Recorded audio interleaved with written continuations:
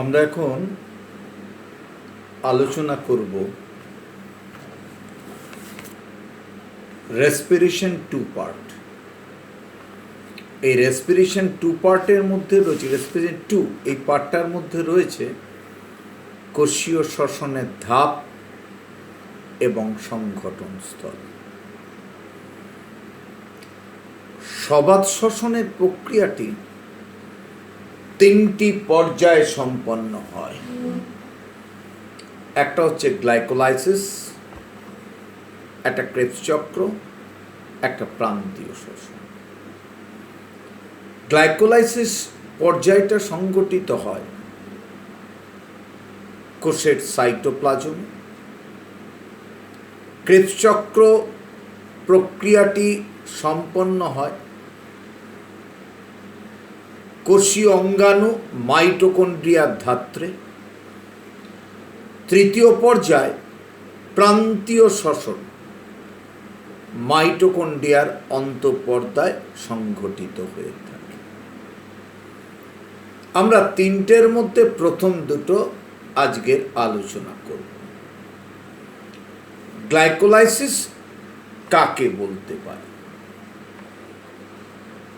শ্বসনের যে পর্যায় কোষস্থ সাইটোপ্লাজমে, কোষমধ্যস্থ শ্বসন বস্তু গ্লুকোজ অক্সিজেনের উপস্থিতিতে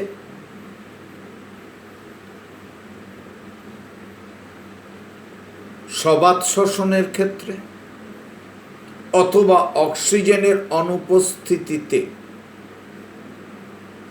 অবাত শ্বসনের ক্ষেত্রে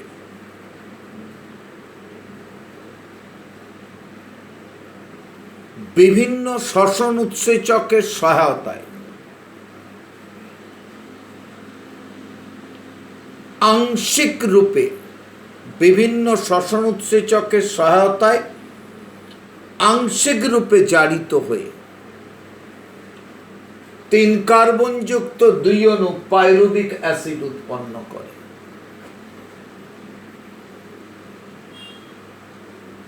এবং আংশিক শক্তির নির্গমন ঘটে।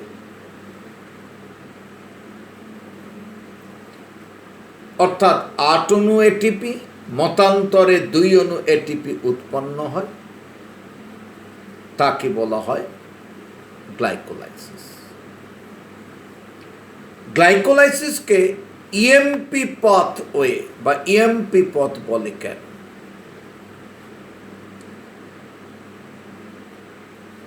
বিজ্ঞানী এমডেন, মেয়ারহফ ও পার্নেস নামক 3 জন বিজ্ঞানী সর্বপ্রথম গ্লাইকোলাইসিসের ধারাবাহিক রাসায়নিক বিক্রিয়াগুলির পথ প্রথম পর্যবেক্ষণ করে। তাই তাদের নামের আদ্যক্ষর অনুযায়ী গ্লাইকোলাইসিস পর্যায়কে ইএমপি পথ বলা হয়। গ্লাইকোলাইসিসের পর্যায়টা এবার আমরা দেখব বোর্ডের মাধ্যমে। এখন গ্লাইকোলাইসিসকে আমরা দুটো ভাগে ভাগ করতে পারি। একটা সবাত গ্লাইকোলাইসিস, একটা অবাত গ্লাইকোলাইসিস। সবাত গ্লাইকোলাইসিসের আর অবাত গ্লাইকোলাইসিস ওটা বলার আগে গ্লাইকোলাইসিস প্রক্রিয়া আমরা কি দেখব? গ্লুকোজ হেক্সোকাইনেজ উৎসেচকের উপস্থিতিতে এটিপির সহায়তায় রূপান্তরিত হয় গ্লুকোজ 6 ফসফেট। গ্লুকোজ 6 ফসফেট আবার রূপান্তরিত হয় ফ্রুক্টোজ 6 ফসফেট। ফ্রুক্টোজ 6 ফসফেট এটিপির উপস্থিতিতে রূপান্তরিত হয় ফ্রুক্টোজ 1,6 ডাইফসফেট। ফ্রুক্টোজ 1,6 ডাইফসফেট অ্যালডোলেট উৎসেচকের উপস্থিতিতে রূপান্তরিত হয় গ্লিসারলডিহাইড 3-ফসফেট এবং উৎপন্ন করে হাইড্রক্সি অ্যাসিটোন ফসফেট। তার মানে গ্লিসারলডিহাইড 3-ফসফেট, ডাইহাইড্রক্সি অ্যাসিটোন ফসফেট, এই দুটোর মধ্যে রিভার্সেবল রিঅ্যাকশন বর্তমান, আইসোমারেজ উৎসেচক সহায়তা করে। গ্লিসারলডিহাইড 3-ফসফেট ডিহাইড্রোজেনেজ উৎসেচকের সাহায্যে এনএডির উপস্থিতিতে রূপান্তরিত হয় 1,3-বিস phosphoglyceric acid.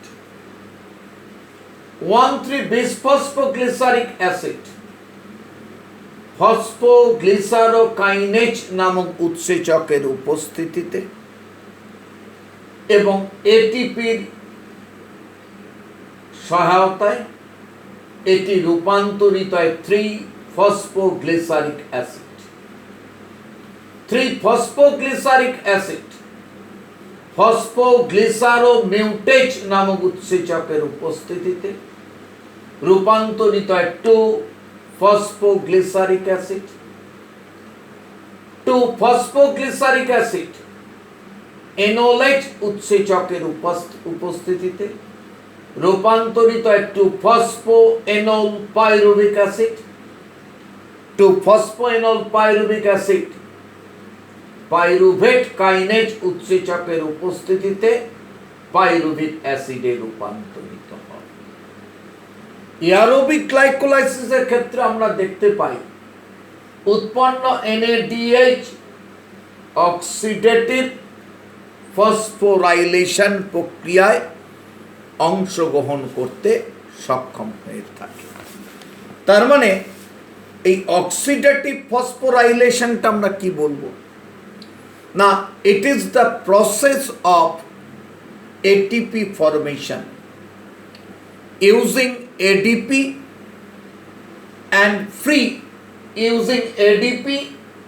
and free inorganic phosphate together with the help of electron transport chain.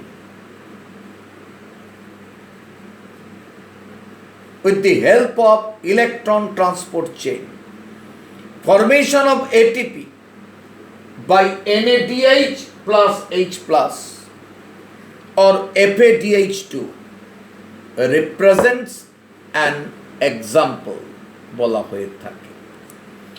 তার মানে আমরা দেখতে পাই যে অক্সিডেটিভ ফসফোরাইলেশন যেটা আমরা বললাম, শ্বসনকালে জারণ প্রক্রিয়ার মাধ্যমে নির্গত শক্তি থেকে ফসফরাসযুক্ত শক্তিধর যৌগ এটিপি সৃষ্টির পদ্ধতিকে বলা হয় অক্সিডেটিভ ফসফোরাইলেশন।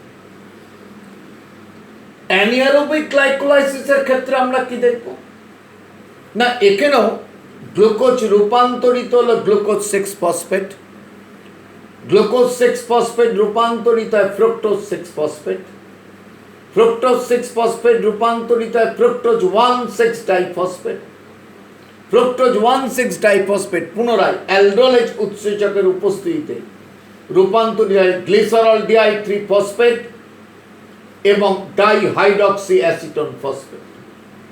আইসোমারেজ উৎসেচকের উপস্থিতিতে গ্লিসারলডিহাইড 3-ফসফেট রূপান্তরিত হয় 1,3-বিসফসফোগ্লিসারিক অ্যাসিড।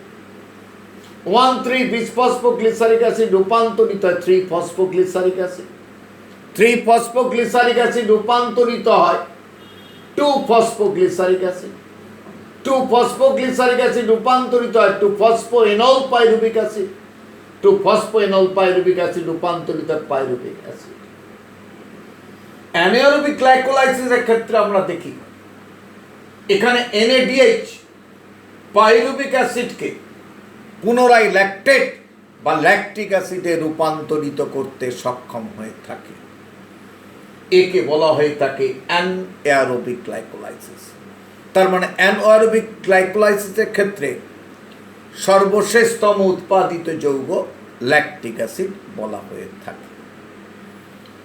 নেক্সট আমরা আলোচনা করব যেটা ক্রেবস চক্র কাকে বলবো?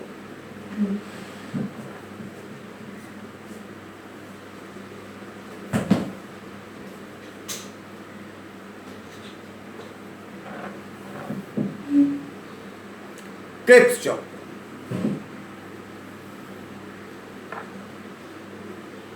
শ্বসনের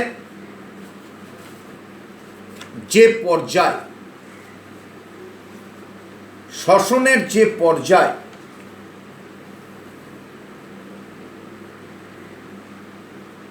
গ্লাইকোলাইসিস প্রক্রিয়ায় উৎপন্ন 3 কার্বনযুক্ত 2 অণু পাইরুভিক অ্যাসিড একটি কার্বন পরিত্যাগ করে 2 কার্বনযুক্ত অ্যাসিটাইল কোএনজাইম এতে রূপান্তরিত হয়। এই অ্যাসিটাইল কোএনজাইম এ মাইটোকন্ড্রিয়ার ভেতর প্রবেশ করে। এই অ্যাসিটাইল কোএনজাইম এ মাইটোকন্ড্রিয়ার ভেতর প্রবেশ করে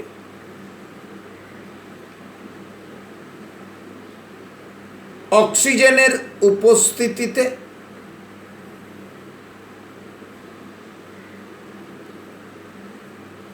অক্সালো অ্যাসিটিক অ্যাসিডের সঙ্গে রাসায়নিক বিক্রিয়ায়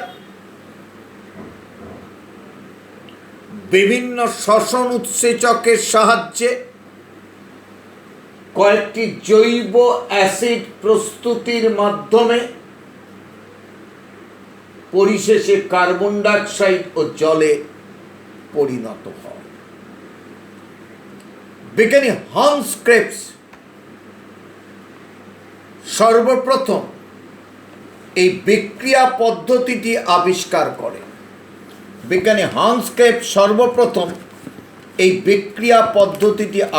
করেন। তাই তার নামানুসারে একে ক্রেবস চক্র বলা হয়ে থাকে। তাহলে ক্রেবস চক্রের সংজ্ঞাটা আমরা আরেকবার আলোচনা করব। গ্লাইকোলাইসিস প্রক্রিয়ায় উৎপন্ন 3 কার্বনযুক্ত 2 অণু পাইরুভিক অ্যাসিড একটি কার্বন পরিত্যাগ করে 2 কার্বনযুক্ত অ্যাসিটাইল কোএনজাইম এতে রূপান্তরিত হয়। এই অ্যাসিটাইল কোএনজাইম এ মাইটোকন্ড্রিয়ার ভেতর প্রবেশ করে মাইটোকন্ড্রিয়ার ধাত্রে অবস্থিত মুক্ত অক্সিজেনের সাহায্যে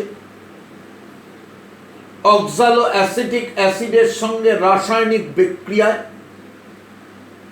বিভিন্ন শ্বসন উৎসেচকের সাহায্যে কয়েকটি জৈব অ্যাসিড প্রস্তুতির মধ্য দিয়ে পরিশেষে কার্বন ডাইঅক্সাইড ও জলে পরিণত হয়। বিজ্ঞানী হান্স ক্রেবস সর্বপ্রথম এই বিক্রিয়া পদ্ধতিটি আবিষ্কার করেন। তাই তাঁর নামানুসারে একে বলা হয়ে থাকে ক্রেবস চক্র। এখন ক্রেবস চক্রের পদ্ধতিটিটা আমরা একটুখানি জানব। কীরকম না, ক্রেবস চক্রকে আমরা প্রথমে দেখি পাইরুভিক অ্যাসিড পাইরুভিক ডিহাইড্রোজিনেজ উৎসেচকের সাহায্যে রূপান্তরিত অ্যাসিটাইল কোএনজাইম এ। এই acetyl coenzyme A oxaloacetic অ্যাসিডের সঙ্গে রাসায়নিক বিক্রিয়ায় সাইট্রেট সিনথেটেজ নামক উৎসেচকের উপস্থিতিতে রূপান্তরিত হয় সাইট্রিক অ্যাসিডে। উৎপন্ন সাইট্রিক অ্যাসিড অ্যাকোনাইটেজ উৎসেচকের উপস্থিতিতে রূপান্তরিত হয় সিস অ্যাকোনেটিক অ্যাসিড। সিস অ্যাকোনেটিক অ্যাসিড রূপান্তরিত আইসোসাইট্রিক অ্যাসিড একই উৎসেচকের সহায়তায়। আইসোসাইট্রিক অ্যাসিড আইসোসাইট্রিক ডিহাইড্রোজিনেজ উৎসেচকের সাহায্যে রূপান্তরিত হয় অক্সালোসাক্সেনিক অ্যাসিড। এই অক্সালোসাক্সেনিক অ্যাসিড অক্সালোসাক্সেনিক রাইলেজ উৎসেচকের সাহায্যে এটি রূপান্তরিত হয় আলফা কেটোগ্লুটারিক অ্যাসিড। এই আলফা কেটোগ্লুটারিক অ্যাসিড ডিহাইড্রোজিনেজ উৎসেচকের সাহায্যে রূপান্তরিত হয় সাকসিনাইল কোয়ে এনজাইম এ বা সাকসিনাইল কোয়েতে। এই সাকসিনাইল কোএনজাইম এ সাকসিনাইল থায়োকাইনেজ উৎসেচকের সাহায্যে রূপান্তরিত হয় সাকসিনিক অ্যাসিড।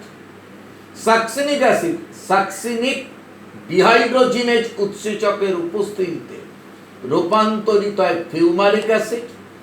এই ফিউমারিক অ্যাসিড ফিউমারেজ উৎসেচকের সাহায্যে রূপান্তরিত হয় ম্যালিক অ্যাসিড। এই ম্যালিক অ্যাসিড ম্যালেট ডিহাইড্রোজিনেজ উৎসেচকের সাহায্যে পুনরায় রূপান্তরিত হয়ে থাকে অক্সালো অ্যাসেটিক অ্যাসিড। এখন এই যে ক্রেবস চক্র, এই ক্রেবস চক্র থেকে একটা প্রশ্ন দেয়, ক্রেবস চক্রকে সাইট্রিক অ্যাসিড চক্র বলা হয় কেন? ক্রেবস চক্রে প্রথম উৎপন্ন জৈব অ্যাসিডটি হলো সাইট্রিক অ্যাসিড, অর্থাৎ acetyl coenzyme A oxaloacetic অ্যাসিডের সঙ্গে রাসায়নিক বিক্রিয়ায় সাইট্রেট সিনথেটেজ উৎসেচকের সাহায্যে উৎপন্ন করে সাইট্রিক অ্যাসিড। ক্রেবস চক্রের প্রথম উৎপন্ন জৈব অ্যাসিডটা হচ্ছে সাইট্রিক অ্যাসিড, তাই একে বলা হয়ে থাকে, তোমার ক্রেবস চক্রকে সাইট্রিক অ্যাসিড চক্র বলা হয়ে থাকে। ক্রেবস চক্রকে টিসিএ চক্র বলা হয় কেন? ক্রেবস চক্রকে ট্রাইকার্বক্সিলিক অ্যাসিড চক্র বলা হয়ে থাকে কেন? ক্রেবস চক্রে প্রথম জৈব অ্যাসিডটি হলো সাইট্রিক অ্যাসিড, যা 3টি কার্বক্সিল গ্রুপযুক্ত বা কার্বক্সিল বর্গযুক্ত, তাই ক্রেবস চক্রকে টিসিএ চক্র বা ট্রাইকার্বক্সিলিক অ্যাসিড চক্র বলা হয়ে থাকে। আর একটা প্রশ্ন দেয়, ক্রেবস চক্রকে অ্যাম্ফিবোলিক পথ বলে কেন? ক্রেবস চক্রকে অ্যাম্ফিবোলিক পাথ হয়ে বলা হয় কেন? না, যে বিপাকীয় পদ্ধতি উপচিতি এবং অপচিতি উভয় প্রকার বিপাকে অংশগ্রহণ করে তাকে অ্যাম্ফিবোলিক পথ বলা হয়। যেমন টিসিএ চক্রে পাইরুভিক অ্যাসিড জারিত হয়ে কার্বন ডাইঅক্সাইড ও জল উৎপন্ন করে। পাইরুভিক অ্যাসিড জারিত হয়ে কার্বন ডাইঅক্সাইড ও জল উৎপন্ন করে থাকে, অর্থাৎ এটি অপচিতি বিপাক। আবার টিসিএ চক্রের বিভিন্ন অন্তর্বর্তী পদার্থ, যেমন citric acid, isocitric acid, oxalosuccinic acid, alpha ketoglutaric acid ইত্যাদি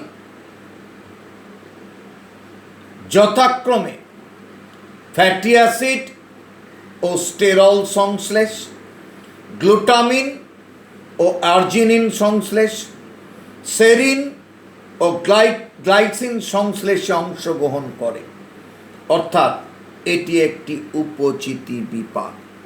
তাই ক্রেবস চক্রকে অ্যাম্ফিবোলিক পথ বলা হয়। আবার বলা হচ্ছে, উপচিতি যে বিপাকীয় পদ্ধতি উপচিতি এবং অপচিতি উভয় প্রকার বিপাকে অংশগ্রহণ করে তাকে অ্যাম্ফিবোলিক পথ বলা হয়। যেমন টিসিএ চক্রে পাইরুভিক অ্যাসিড জারিত হয়ে কার্বন ডাইঅক্সাইড ও জল উৎপন্ন হয়, এটি অপচিতি বিপাক। আবার টিসিএ চক্রের বিভিন্ন অন্তর্বর্তী পদার্থ যথা citric acid, alpha ketoglutaric acid, oxaloacetic acid, succinyl CoA প্রভৃতি যথাক্রমে ফ্যাটি অ্যাসিড ও স্টেরল সংশ্লেষ, গ্লুটামিন ও আর্জিনিন সংশ্লেষ, সেরিন ও গ্লাইসিন সংশ্লেষে অংশগ্রহণ করে, অর্থাৎ এটি একটি উপচিতি বিপাক। সেই জন্য ক্রেবস চক্রকে অ্যাম্ফিবোলিক পথ বলা হয়। তাহলে গ্লাইকোলাইসিসের এবং ক্রেবস চক্রের গুরুত্বগুলো কি কি আমরা এখন আলোচনা করব। গ্লাইকোলাইসিসের গুরুত্বটা কি? গ্লাইকোলাইসিসের ফলে উৎপন্ন পাইরুভিক অ্যাসিড ক্রেবস চক্রের সাবস্ট্রেট হিসেবে ব্যবহৃত হয়। তাহলে কি বললাম? গ্লাইকোলাইসিসের ফলে উৎপন্ন পাইরুভিক অ্যাসিড ক্রেবস চক্রের সাবস্ট্রেট হিসেবে ব্যবহৃত হয়। গ্লাইকোলাইসিসের ফলে 8 অণু এটিপি বা মতান্তরে 2 অণু এটিপি উৎপন্ন হয়ে থাকে। গ্লাইকোলাইসিসের উপজাত বস্তু হিসেবে সৃষ্ট ডাইহাইড্রক্সি অ্যাসিটোন ফসফেট চর্বি বিপাকে গ্লিসারল সৃষ্টি করতে সাহায্য করে থাকে। তাহলে কি বললাম? গ্লাইকোলাইসিসের উপজাত বস্তু হিসেবে সৃষ্ট ডাইহাইড্রক্সি অ্যাসিটোন ফসফেট চর্বি বিপাকে গ্লিসারল সৃষ্টিতে অংশগ্রহণ করে। গ্লাইকোলাইসিসে উৎপন্ন একাধিক অন্তর্বর্তী পদার্থ জীবের বিভিন্ন বিপাকীয় কার্যে ব্যবহৃত হয়। নেক্সট, ক্রেবস চক্রের আমরা কি পারবো না গুরুত্ব আলোচনা করব। প্রথমত, জীবের বিভিন্ন বিপাকীয় কার্য পরিচালনার জন্য যে প্রয়োজনীয় শক্তি লাগে তা ক্রেবস চক্রের মাধ্যমে উৎপন্ন হয়। প্রতি অণু পাইরুভিক অ্যাসিড অ্যাসিটাইল কোএনজাইমের মাধ্যমে ক্রেবস চক্রে সম্পূর্ণরূপে জারিত হয়ে 15 অণু এটিপি উৎপন্ন করে থাকে।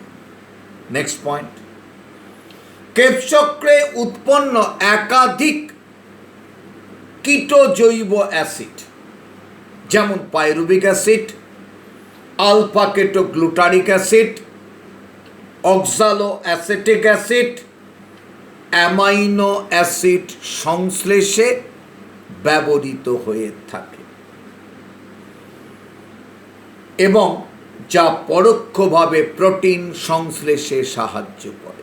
নেক্সট পয়েন্ট, জীবের বিভিন্ন জৈব অ্যাসিড যথা fumaric acid, malic acid, succinic acid ইত্যাদি ক্রেবস চক্রের মাধ্যমে সংশ্লেষিত হয়ে থাকে। নেক্সট পয়েন্ট, ক্রেবস চক্রে উৎপন্ন জৈব অ্যাসিড জীবের বিভিন্ন বিপাকীয় কার্যে ব্যবহৃত হয়ে থাকে। ক্রেবস চক্রে প্রবেশের পূর্বে 3 কার্বনযুক্ত 2 অণু পাইরুভিক অ্যাসিড অ্যাসিটাইল কোএনজাইম এতে রূপান্তরিত হয়। এই অ্যাসিটাইল কোএনজাইম এ যা প্রয়োজনে ফ্যাট সংশ্লেষে ব্যবহৃত হয়, আবার এই acetyl coenzyme A oxaloacetic অ্যাসিডের সঙ্গে রাসায়নিক বিক্রিয়ায় সাইট্রেট সিনথেটেজ উৎসেচকের উপস্থিতিতে সাইট্রিক অ্যাসিড উৎপন্ন করে থাকে। নেক্সট, ক্রেবস চক্রে উৎপন্ন সাকসেনিক অ্যাসিড ক্লোরোফিল সংশ্লেষে ব্যবহৃত হয়। এই সাকসেনিক অ্যাসিড ম্যাগনেসিয়াম আয়নের উপস্থিতিতে নাইট্রোজেনের সহায়তায় আমরা দেখি ক্লোরোফিল সংশ্লেষে ব্যবহৃত হয়ে থাকে।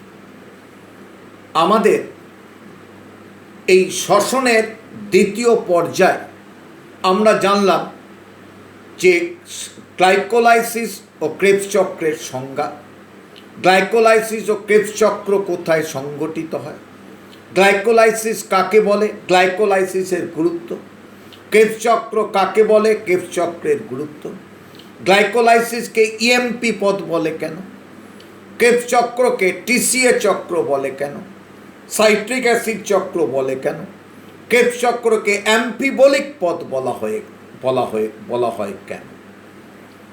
আমাদের পরবর্তী পর্যায়ে থাকবে প্রান্তীয় শ্বসন সহ আরও অন্যান্য অংশ।